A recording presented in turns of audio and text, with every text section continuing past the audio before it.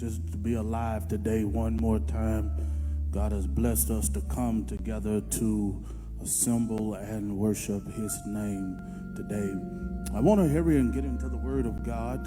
I have been assigned today as the theme for our chapel for this semester is Elevate to the Call.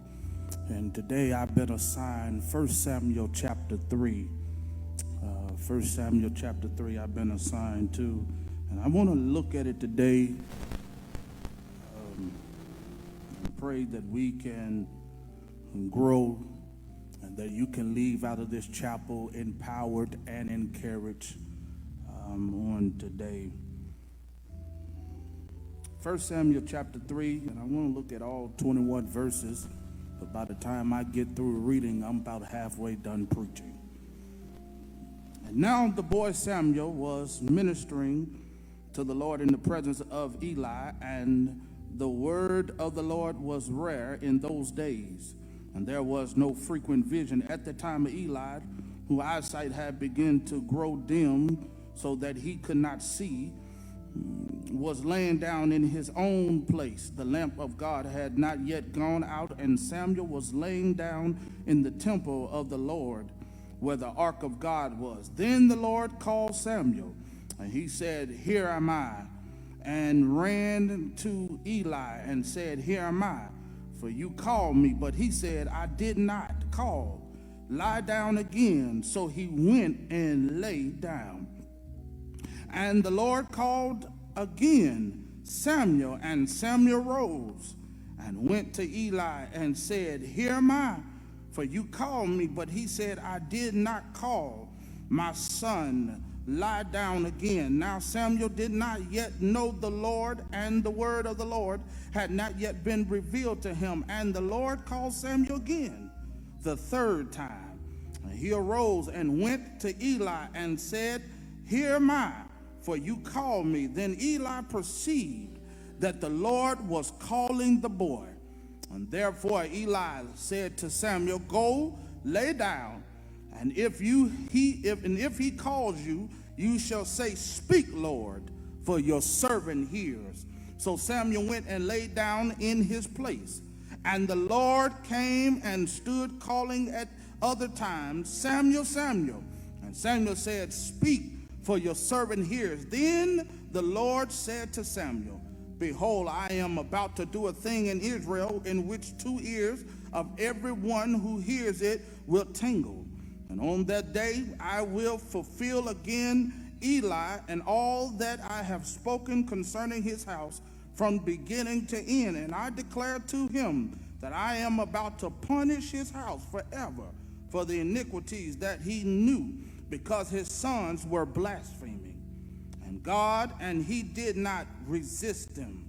Therefore I swear to the house of Eli that the iniquities of Eli's house shall be not atoned for by sacrifice or by offering forever."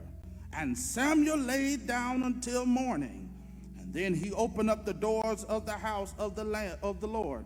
And Samuel was afraid to tell the vision to Eli.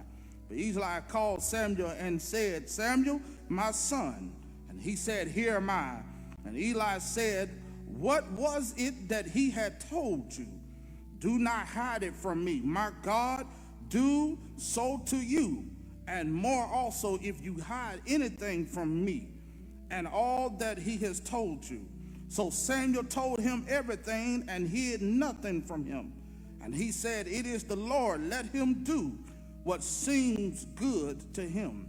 And Samuel grew, and the Lord was with him, and let none of his words fall to the ground. And all Israel from Dan to Beersheba knew that Samuel was established as a prophet of the Lord. And the Lord appeared again at Shiloh, for the Lord revealed himself to Samuel at Shiloh by the word of the Lord. I want to talk this morning with your prayers and God's power from this thematic thrust this morning. I want to talk from this thought: can you hear me now?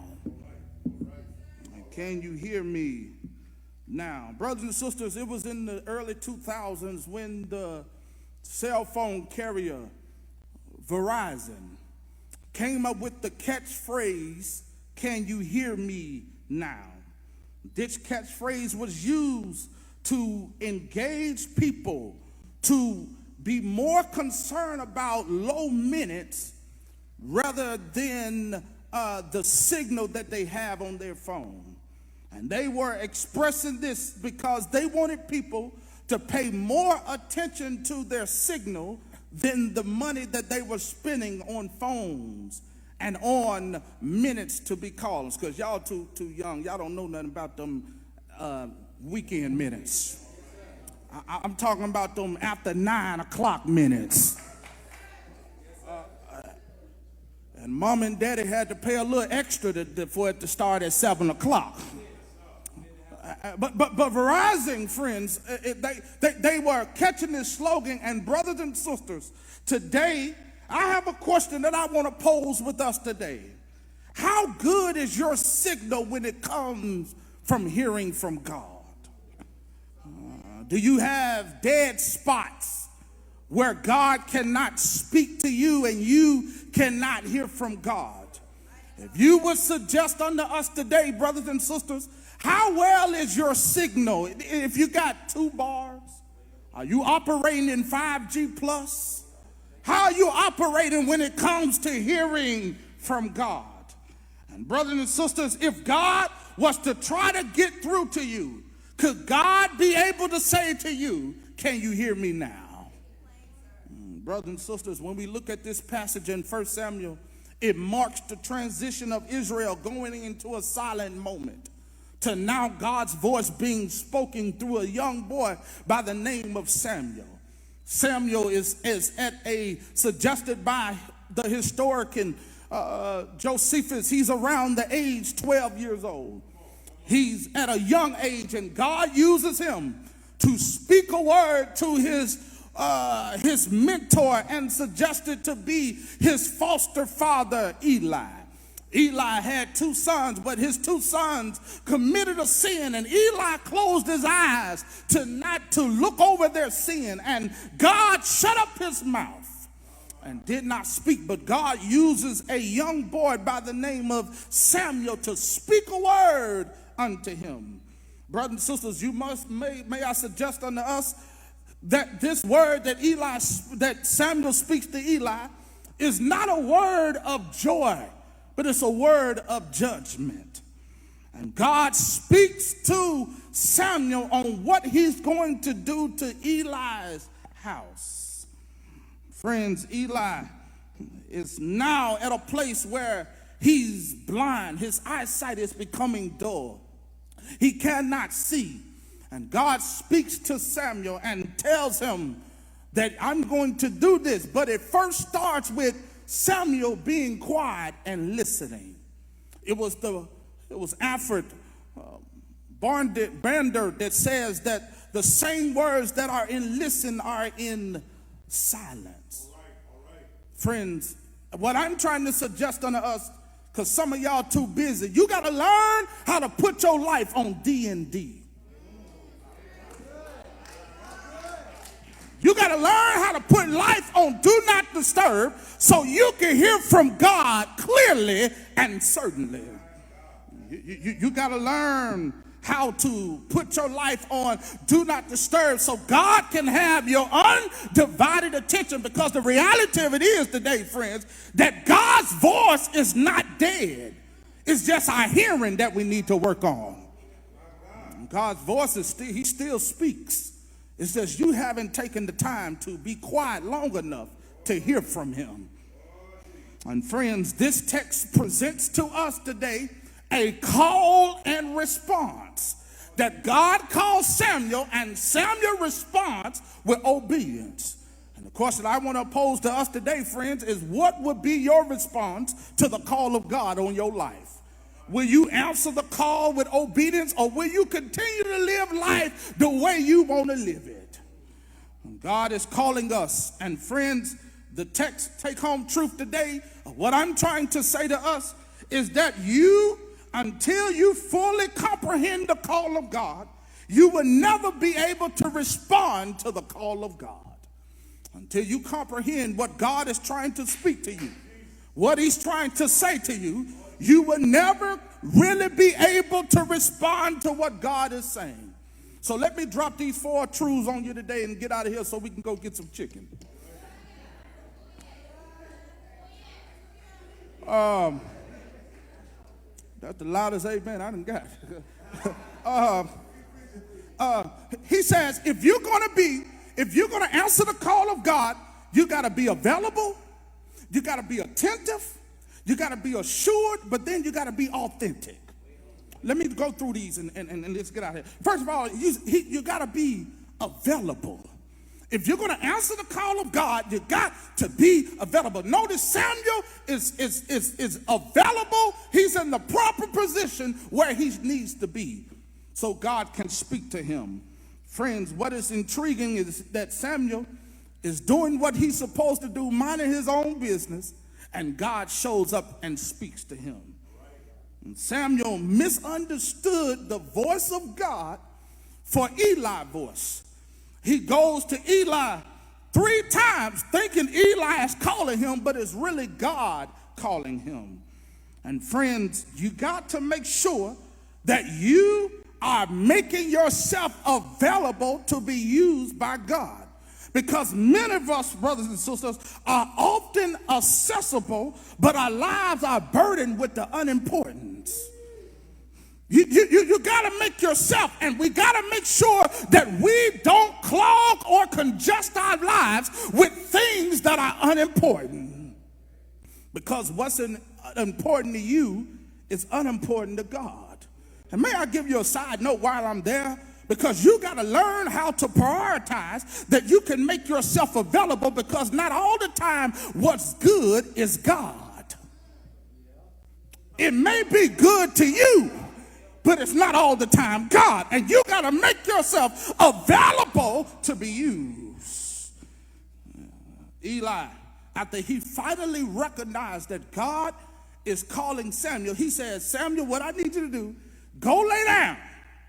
And when he calls the next time, I need you to speak and say, Lord, speak, Lord, for your servant hears.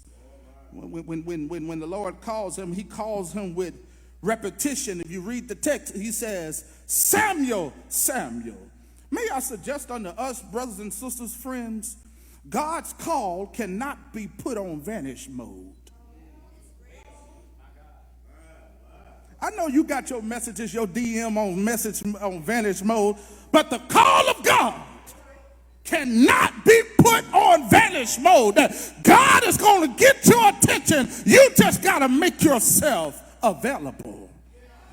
Brothers and sisters, he says, your servant here, which when you look at that word here in the Hebrew, it means to hear and willing to obey.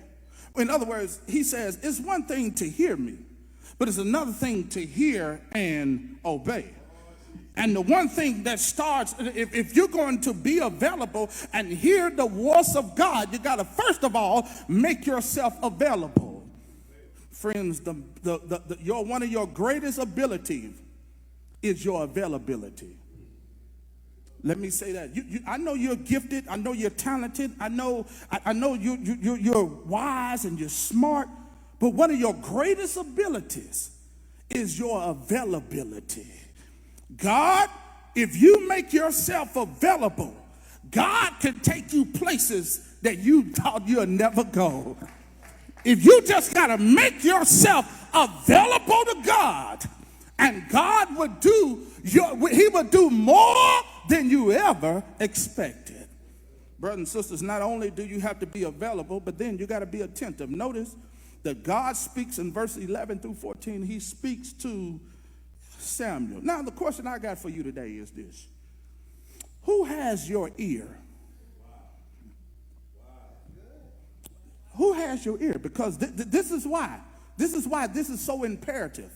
Because the person who has your ear, or the thing that has your ear, controls your emotion and will throw off your equilibrium. The person who has your ear They're controlling your emotions and throw off your equilibrium because your ear is connected to your positioning. And if they are having your ear, they will throw your position off so you can't hear from God. Preach Chris Briggs. I'm trying to do the best I can. Ain't nobody helping me in the room. You got to make sure that God has your ear. And when that person or thing have your ear, it will develop a distraction. Distractions have one agenda. What is that? To distract you. And anytime the devil and the enemy can distract you, he gets you off course of fulfilling your assignment that God has for you. Friends, if Samuel had been distracted, he would have missed what God was trying to tell him. And God has Samuel undivided attention. And may I suggest to us, does God have your undivided attention? Because if he don't, let me give you a note of maturity. He has a way of getting it. He has a way of getting your attention. And I need to tell somebody, don't leave out of this chapel today having your attention divided. You got to make sure that God has your undivided attention. He says, Samuel, he gives him a message, not a one of pleasure, but one of punishment. And Samuel knew that he must trust the Lord, here you go, despite his desire. He's loyal to Eli, but his loyalty no longer resides in Eli. His loyalty now resides in God. And in other words, what I'm trying to say to us friends is that you can allow your loyalty to others to keep you from listening to God. You can't allow your loyalty to others to keep you from listening to the voice of God. And may I suggest unto us friends today also, be careful of individuals who will call you disloyal because you'd rather hear the voice of God than take on their gossip and their garbage. I ain't got time to listen to your garbage or your mess because my ear is to the voice of God. I want to hear what God is saying. You got to hear the voice of God. That's why it's imperative for you. I'm done. That's why it's imperative for you to make sure you're careful. You walking around with AirPods in your ear and headphones and things on your ear. But what are you putting in your spirit?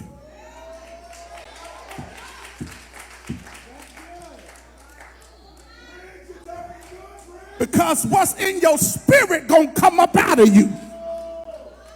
What you put in your spirit gonna come out of you, brothers and sisters. That's why you gotta be careful who you listen to. You got everybody on Facebook ain't meant to be listened to. Everybody on TikTok ain't meant to be listened. You gotta be careful who you listen to. You gotta be careful. Can I share something with you too?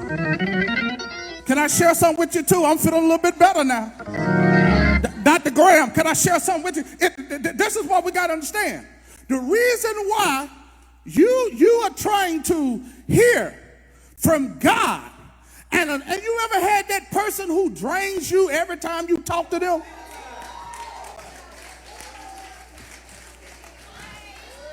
Can I tell you why? They drain your spirit every time you get off the phone. Every time y'all talk, you look at their phone number like, what do they want? Lord have mercy. You got to be careful who you listen to. You got to be careful who you listen to. You got to be attentive. But then not only do you have to be available and be attentive, but thirdly of all, I'm pressing on. He said you got to be attentive. He says, but you got to be assured. Look at verses 15 through 18. The text says, now Samuel gets up in the morning, and now he comes in contact with Eli, and he tells Eli says, what did the Lord say to you? And Eli, the Bible says that Samuel is afraid. Notice, friends, that this is something new for Samuel. May I pause here parenthetically and share with us, don't be afraid of new tasks in your life. Because if Satan can hold you in your comfort zone, he got you. And you cannot fulfill your purpose and potential standing in your comfort zone. Samuel is now at a place where he has to hear from God, and Samuel is fearful. He's afraid. And one of the things about fear is the only emotion that will paralyze you. And many of you are crippled today. Yeah, you're walking good, but you're crippled because you're afraid. But Paul says that God has not given you a spirit of fear, but a power and love and a sound. I know you're afraid to apply. You're afraid to go after it. You're afraid to do it. But I need to tell somebody, quit being afraid and quit being scared. Because, friends, the atmosphere doesn't have to change. The situation doesn't have to change for you to step out and do. You better ask Peter that the storm didn't stop. The storm was still going on. And he stepped out to do what the others were afraid to do. Don't be afraid. Samuel is afraid. He's scared. He's scared because Eli is like a father to him. He has raised him. He's steered him. And friends, I want to tell somebody, don't be afraid of those who may even be in your family. Don't even be afraid of those BFFs and friends, and don't be afraid of them. You can't be afraid because God spoke to you about it. And may I suggest unto us today, notice that Samuel didn't go get somebody else's opinion about what God already spoke to him about. He didn't go try to find out was this true or was this something else. He goes and tells Eli what God said. Now, what's so ironic and what's so intriguing, friends, today is that Samuel becomes God's mouthpiece. He speaks and he says what God says, and he doesn't become tempted of adding his 2 cents. That may be why God can't use some of us, because we're so tempted to put ourselves in it. We get so tempted. God uses us, but then you get in the flesh and want to put really what you know. We get in the flesh and we want to say God said, and God ain't really said it. That's really how you feel. And we got to learn to speak what God says and be quiet. Can God trust you with your mouth? Can God trust you? Because life and death is in the power of your tongue. You got to learn, watch what you say. Can God trust you with your mouth? But not only do you have to be, I'm done. Not only do you have to be available, be attentive. Not only do you have to be assured, he has faith. He's afraid, but then God gives him boldness. But then lastly, you have to be authentic. I want to pause here for a minute because I think this is what we wrestle with in this generation, that many people don't want to be authentic. Friends, the Lord's presence comes to, in verse 19 through 21, the Lord confirms and establishes Samuel as his prophet. The Lord's presence confirmed that he has approved this of what Samuel has said. And friends, all you have to do is be authentic. And your authenticity will allow you to be acknowledged. See, many of us rather substitute authenticity for being a replica. But friends, you just got to be real. God does the verifying. You don't have to go through StockX. God will verify you. And when God verifies you, can't nobody erase you. Friends, notice, because he's authentic in what he does. And may I pause here today, friends, and share with you, because y'all looking at me with that tone of voice on your face. But I think I need to tell us this today, that many of us have sacrificed authenticity on the altar of approval and appearance.